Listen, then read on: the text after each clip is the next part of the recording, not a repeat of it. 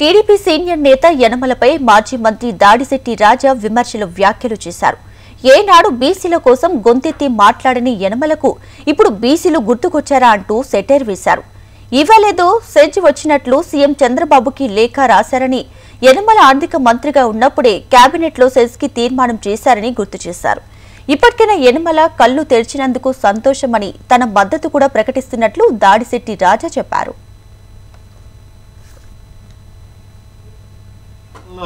కొన్ని విచిత్రమైన సంఘటనలు జరుగుతున్నాయి.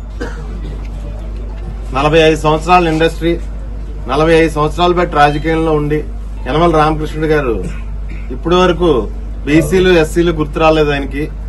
ఈరోజు సడన్ గా ఎస్సీలు బీసీలు ఆయనకి గుర్తొచ్చి ముఖ్యమంత్రి చంద్రబాబు నాయుడు గారికి ఒక లెటర్ రాయడం జరిగింది.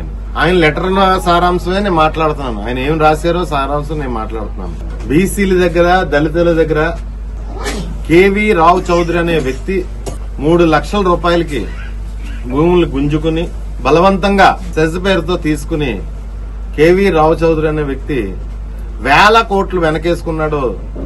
ఈ పేద రైతుల భూములు తీసుకుని 1000 కోట్లు వెనకేసుకున్నాడు అని చెప్పేసి శ్రీ రామకృష్ణ గారు ముఖ్యమంత్రి చంద్రబాబు నాయుడు గారికి లెటర్ రాయడం జరిగింది.